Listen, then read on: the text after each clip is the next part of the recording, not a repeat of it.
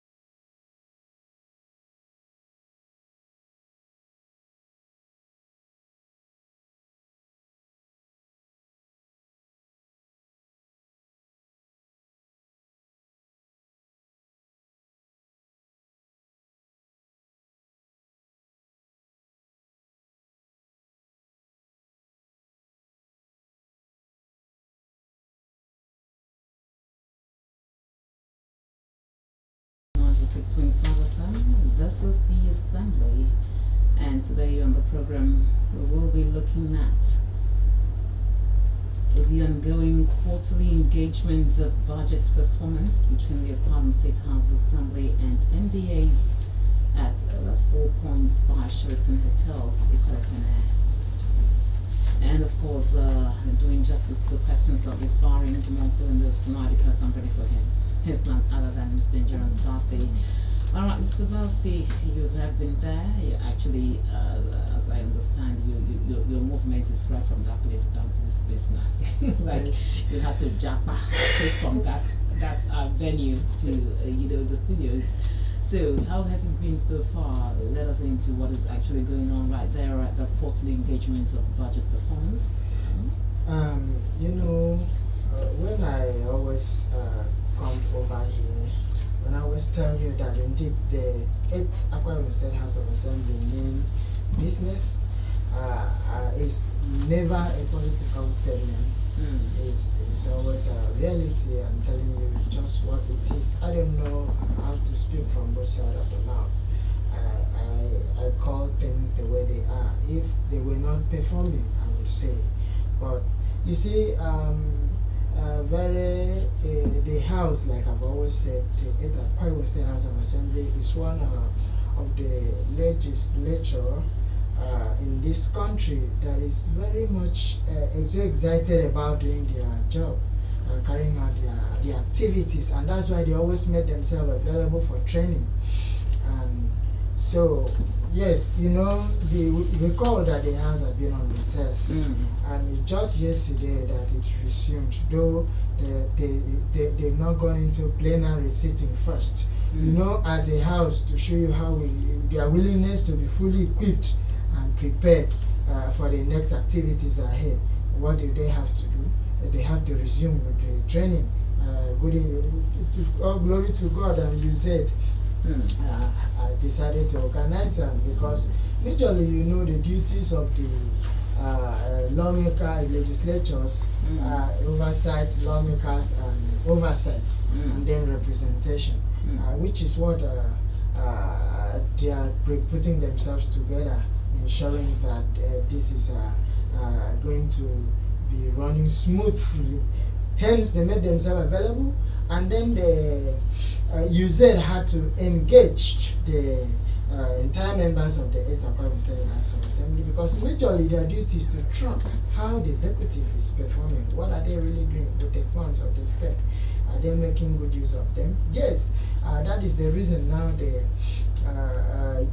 these NGOs decided to engage them on training, because the NGOs also have their own role to play to also monitor what is happening, if they to check and then see the performances of the states, so that they know wherever necessary they need to support, or if they have been supporting as the support they send them being well utilized. These are the ways they check. They partner with the state houses of assembly, and they had to call other MDS to be part of the engagement. And that is what is ongoing as we speak. Is still ongoing.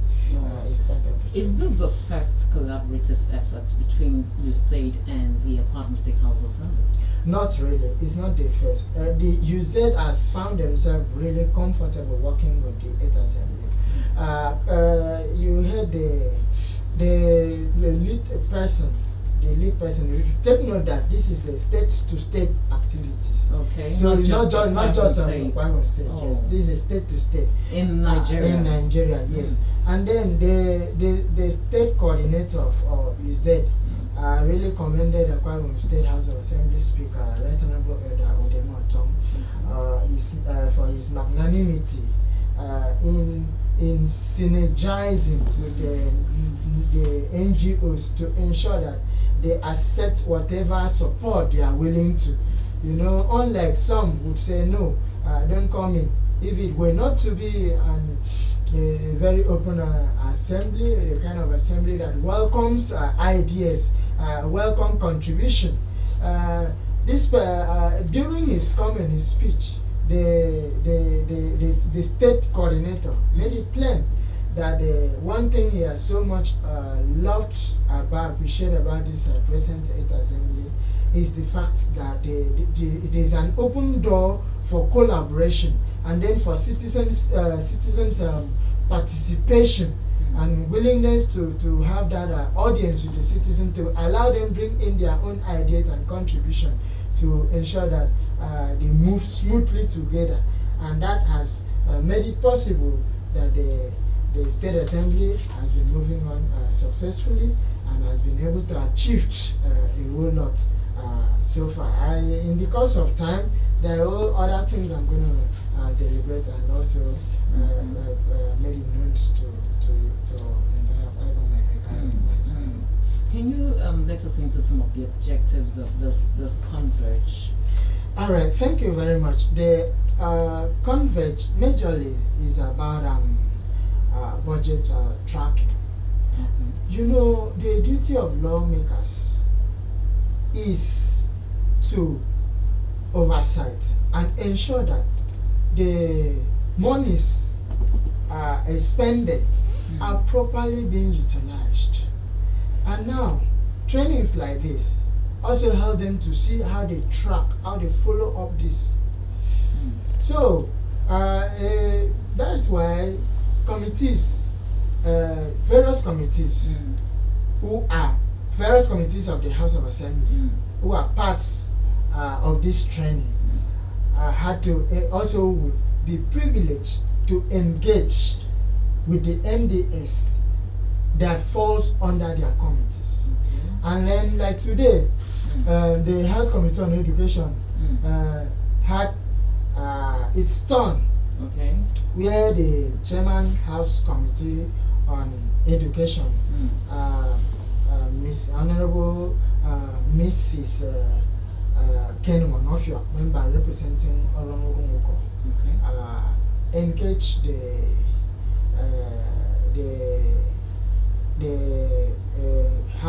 educational sector. For instance, the director from the Ministry of Education was there, and she also made her presentation, and also a representation from the SUBEB, State Universal Education Board, was also there. And take note that most of these assistants, majorly when it comes to educational areas, their focal points will be to the this universal educational. They have a role, a way of supporting this person, and then they will want to know how best their support have gone. Are there been successes? What have they really done? Because these people will support. The state government also have its own contribution. The federal government has its contribution. And now when you put all this together, as the results, is the result what the effort what has been doing. These are the things that has been ongoing, and then they were able to dialogue. Then at a point it was resolved to the plenary session, which was chaired by the Chairman House Committee on Education, who was also earlier before now. She had earlier before now she had also made her own presentation, because she enumerated a lot of activities that her house achievement by the Committee on Education so far since the commencement of the 8th Assembly, about some of the motions they presented. Among such motion was the need for the state government to take over certain primary school in Reform Obuko, and also the need for state government to fence the public schools in order to stop destruction, which usually takes place, distracting these students from academic activities. And among those motions too was an urgent call on the need for state governments to establish toilets and also drill boreholes, water boreholes in the public schools, because this pose threats. And mind you, this program, part of this training, also involved the WASH. The WASH policy, that a universal WASH policy now, which is also part of the what this donors agencies are also supporting, like the UZ. So with the House Committee on Education also enumerated points on that, that the committee also went on oversight on schools, and then they will ensure that reports on non-compliance on certain things, like school students, out of school students, or out of school children, what the effort the government is doing to ensure that this return to school. And then what about they talk about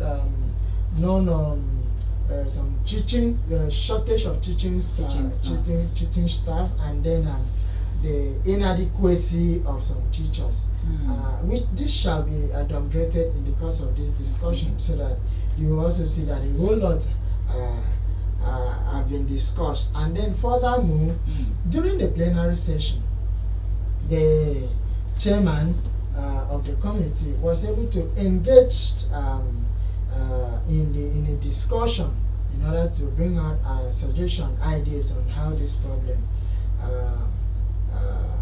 can be resolved. And then a whole lot of them was a whole lot of ideas was brought up in the course of the discussion. So the discussion went thus.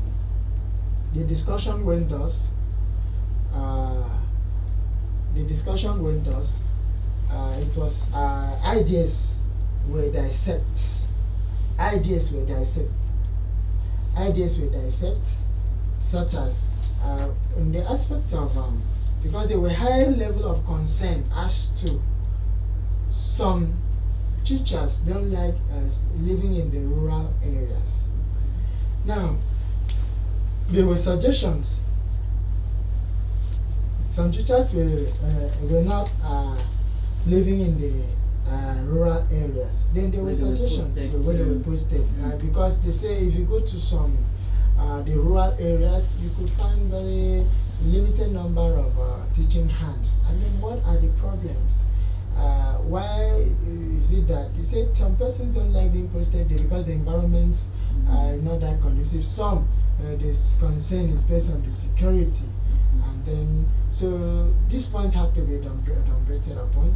Hence, there was a need, and for the state government, it was suggested that the state government should put more effort. For instance, there should be an living quarters, apartments, and then there should be incentives to encourage maybe those teachers accepting to teach in the rural areas. There should be an incentive, maybe their payment should be different so that others will accept to go to rural areas. And to also encourage them.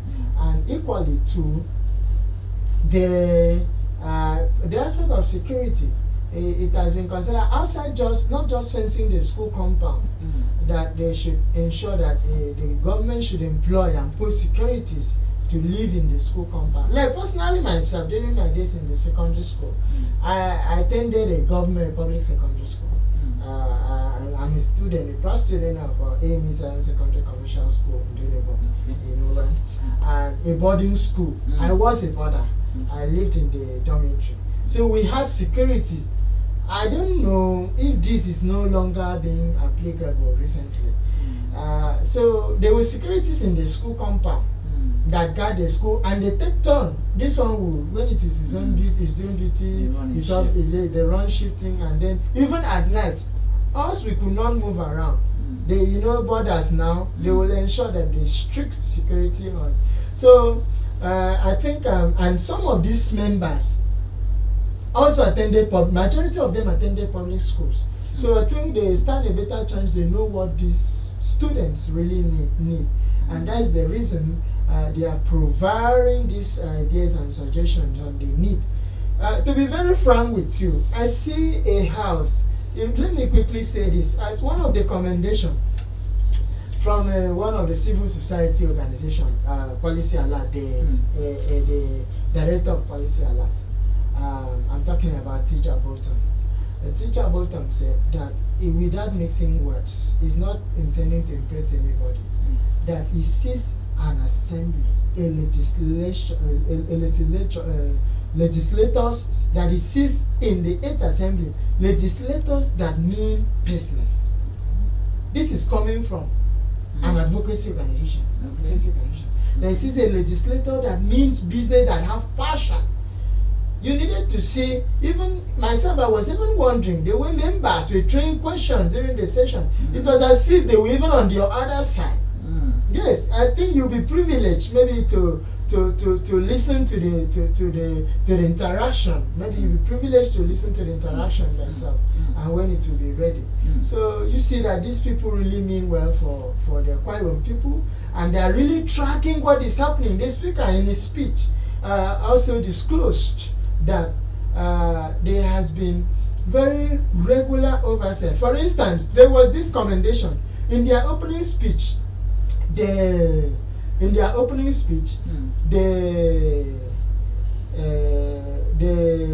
state director of the state director of state to state activity said, and I'm quoting, that the state lawmakers has been so pragmatic in carrying out oversight.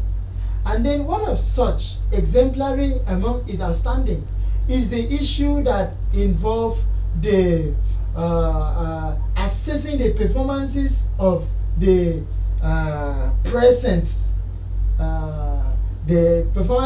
present local government committees. Yes, the local government and committees. Before, recall that the governor had sent a letter requesting the House to approve for him to extend after the expiration of the previous 6 months, to approve for him to extend another 6 months to allow the AKC conduct a local government election. So now, in their magnanimity, what did the House do?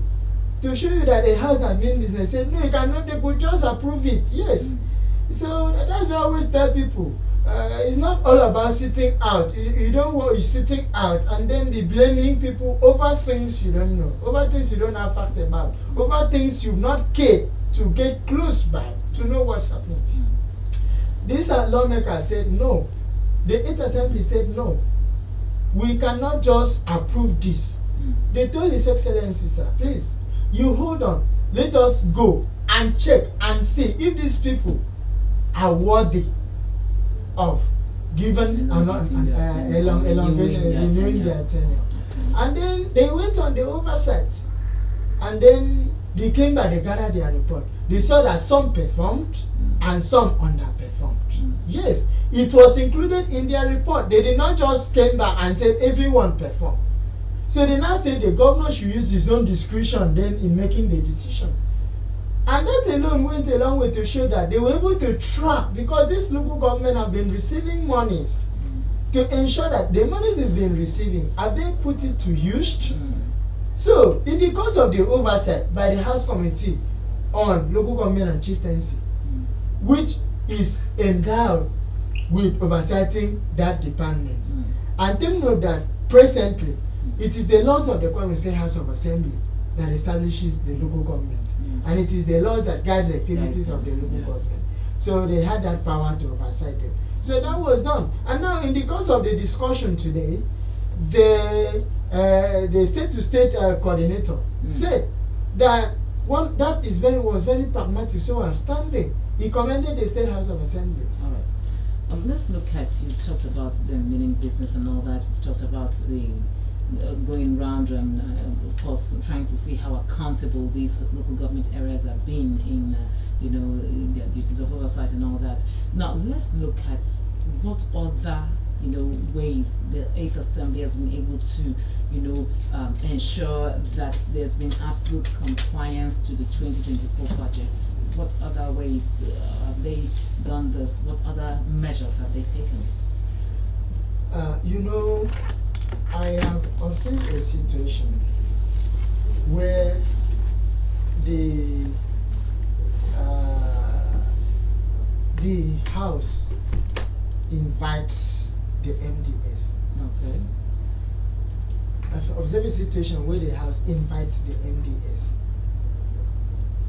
When they invite MDS, maybe ongoing on oversight, and then there's something they don't understand, it's questionable, they invite such MDS there, and they station them, they ask them questions.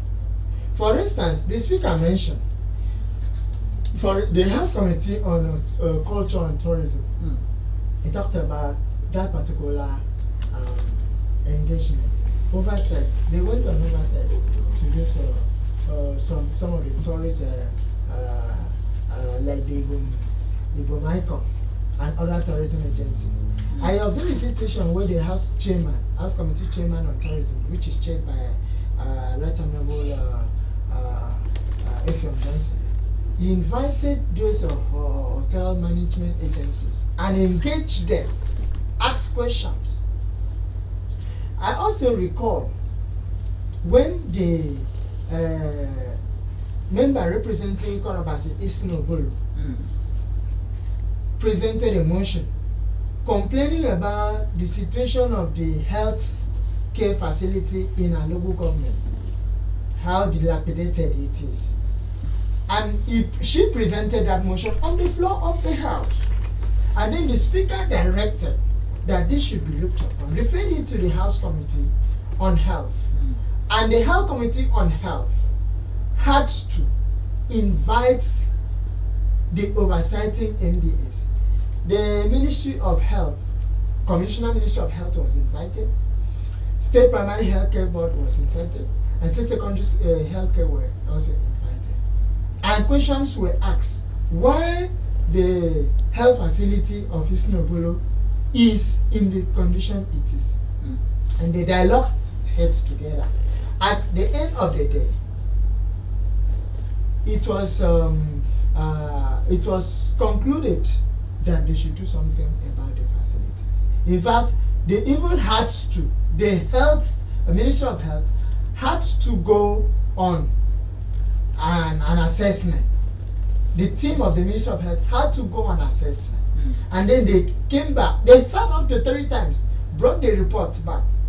And when they brought the report back, it was ruled and concluded that it should be captured in the next budget, that activities, the health facility should be put back on track.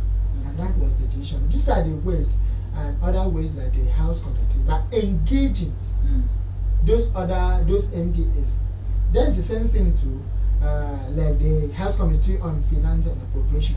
She has been engaging the MDAs to ensure, personally call them to the committee, and they sat as a committee and they engage you, tell the committees what you have been doing, and then they look at the figures.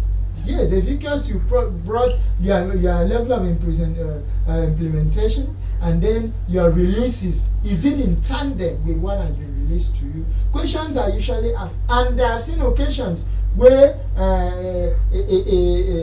funds will not be appropriated to MDAs that failed to show up to answer these questions. I want to ask, because I would like to put Mr. Speaker in his address where he said, let me therefore simply request that we measure impact of legislative oversight on the executive by the impressive achievements recorded by the executive arm and the actual delivery points of governance, as he clearly he stated right there. Do you share in this the sentiments that we should measure the impact of the legislative oversight on the executive? Sure. Okay.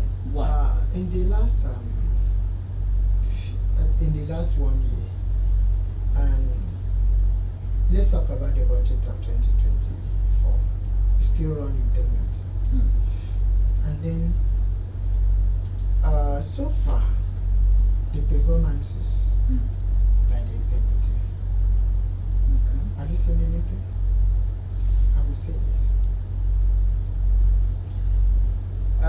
Renovations, completion of some projects. A whole lot of projects have been commissioned. For instance, one of such outstanding projects you can touch. Look at the Atiku Abubakar intervention project. You remember how that environment used to look like, how flooding it used to be. That's visible. The primary healthcare, the governor had been talking about remodeling. At least each state, each local government must have a model school, at least. And one of such is the Christ the King. Some others ongoing. You can also talk about the healthcare facility, like the one at Insaratai. We have a similar one at Newsroom and various other local governments. These are among them very remarkable achievements. So now that is the impact of the oversight. Like the speaker said, that the House Committee Chairman on Finance has also been going on oversight. Yes. She oversees some of the MDAs as well to ensure before. I want to explain to you that before there is an approval for the budget, the House Committee on Finance and Appropriation must first, those very important MDAs must first go on oversight to see how you perform your previous budget. Oh, all right. Before this one is being approved. Okay. And take note that the House Committee on Finance and Appropriation had engage the MDAs in quarterly budget oversight as we speak. As engage them already. So I think the next phase will take place before the actual, anytime we hope the governor will bring the budget anytime before the end of the year to enable the house. So then before such budget is brought, they will be able, they will always ensure that the previous budgets are being adequately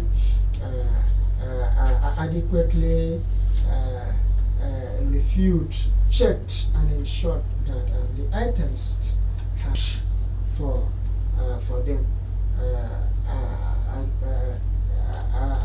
as gotten the needed the nod, so to speak, that they've been able to perform maximally, that is worth approving for another for such MDAs and so on.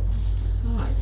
We understand that various committees have been, constituted to look into certain issues. But how far have they gone on the issue of, on the spot assessments in particular, like going to where that thing is to see, apart from inviting the MDAs to come and talk about it, and and away from this other committee of chieftaincy affairs and local government that went around, other committees, how frequent do they make moves to sites where they need to be, like, to see these issues, have first hand on the spot assessment of these issues?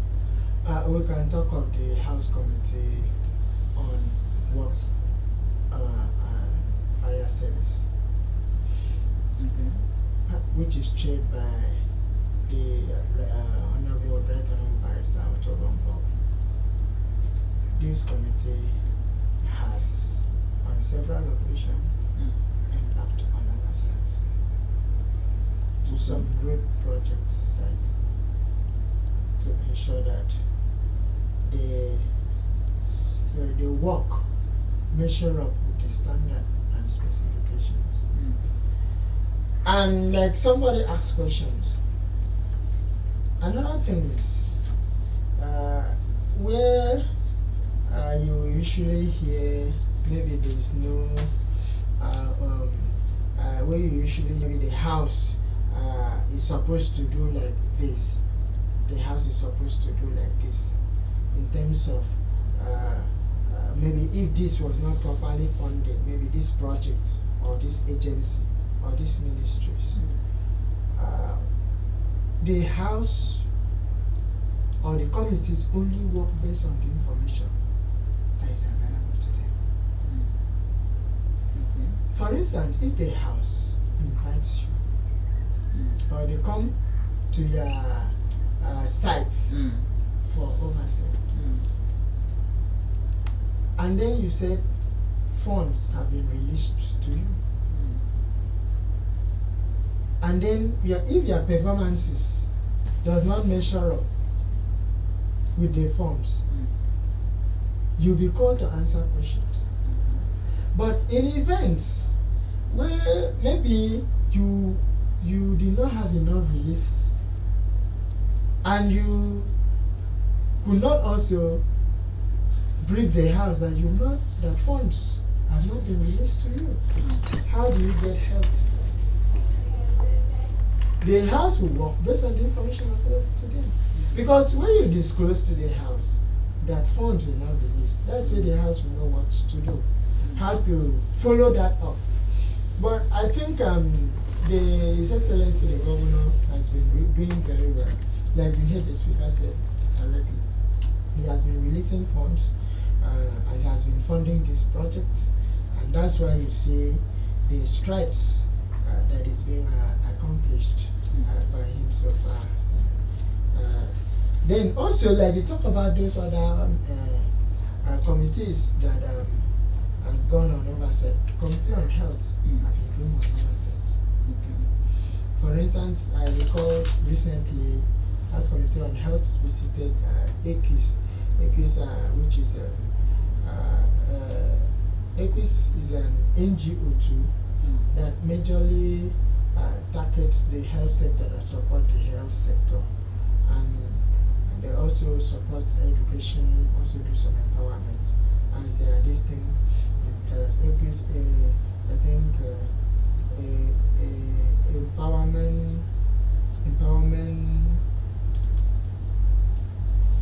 I think it's about empowerment, community, education, community, and empowerment. Something that's yes, empowerment, support. That is what the EKPA is all about. Okay. So now, since that they also have a duty to play, they are operating in Akwa Ibom State.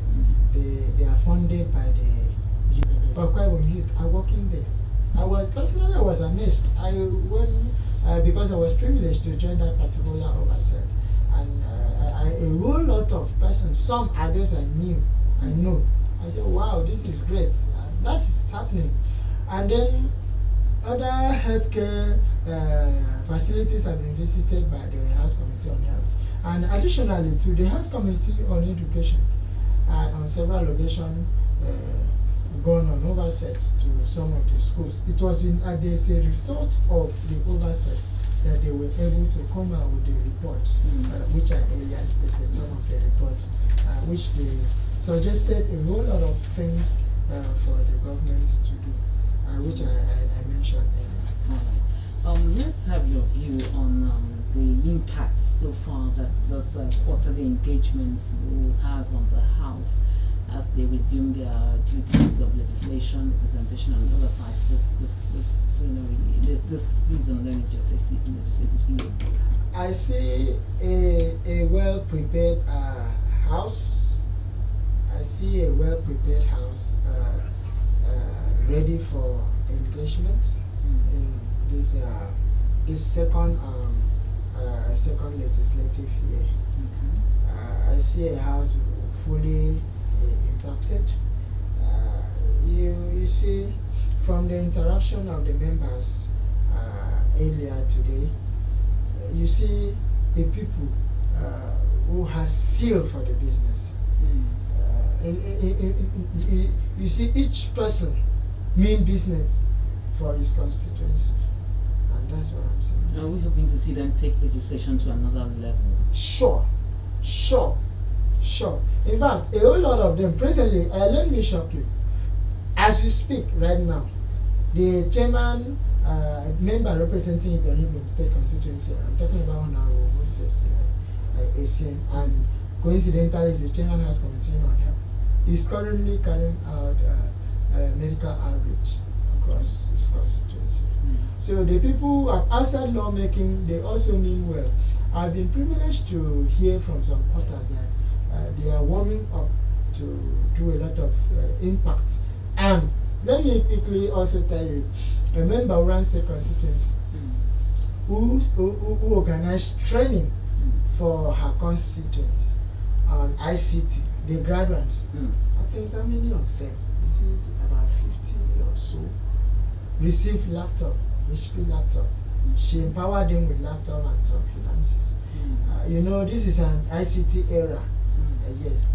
And then after training people, the best thing to do is to empower them, give them tools to work. This ICT era where people go deeply into data analysis, they're making a lot of money from it. So people are making a whole lot of money. Even the social media now, as you know, people are making money out of it if you know how to manage it well. So these are nice development, and then when you capitalize on these things, you give back to the society, and that is the most important thing. And you see, I think things like this, engaging Akwa Ibom people, has really helped to stabilize the state. Unlike, not that we are not, the impact of what is being felt in the nation is not also being felt among us. But because of what? Akwa Ibom people are fully engaged. The youth are fully engaged. I don't know if you observed something. You're really sure about that? Yes. The youths are really fully engaged? Yes, to an extent. I can say yes, a good number of youth are fully engaged. They have one thing or the other to get them busy. That's what I mean. Because when maybe not just waiting for the state government alone cannot do it. Okay, maybe this house member, like what member Oran has just done, I picked select some persons, train. And then I learned the other time she had sent someone either fashion, send someone this, and then you pick cluster of persons and then engage them. The other one pick cluster of persons and engage them. Tell me why those people will have time to begin to come out for protest. And this I've been very privileged to know that these members are warming up. They are warming up for serious community constituency engagement. So going forward, I see a more proactive, a more super performance in this second year of legislation by the EKPA National Assembly. And when you talk like this, I'm sure the synergy between the executive and the legislature will be even more robust. Sure. Already the speaker said that the governor had made himself even more laser to make the oversight work much easier. Okay. And made himself so that you don't need has made it such that you don't even think of bothering to go there on the oversight, although they still do that to ensure. What does it mean? He said the governor is ensuring that is judiciously making use of the funds. The governor is judiciously making use of the funds. And so that even to carry out the oversight you want to carry out, maybe when you want to check somebody, like a police want to check someone on the road, likely is expecting to find fault, to find something. You are able because to our rights, the two arms of or the three arms of government, the judiciary, legislature, and executive, are supposed to provide those checks and balances. Okay, I hope you were asking me about the executive and the legislature. Yes, and the legislature, yes. So even in this case, between the two, there should be some kind of checks and balances, like you're trying to say.